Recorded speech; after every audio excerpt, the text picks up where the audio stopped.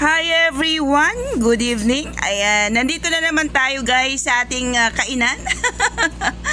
Walang kapantay na kainan. Kakain tayo ngayon ng Arabic food. Ayan.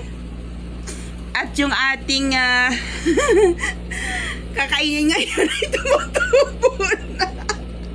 Tumutubo na guys yung dahon. Diba, Bern?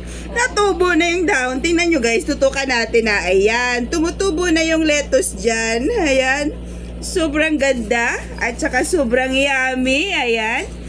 Ayan guys, yung pagkain. At yung walang kapantay na cake natin. At yung ating black tea. Ayan. Alam na alam nyo guys, kapartner niya ng aming kinakain. Ang black tea na yan. Ayan. At isang thermos na naman guys. Ayan, tingnan nyo. Tingnan nyo guys. O, diba? Agoy. At ito na naman. May lemon. Anong tawag ito, Bern?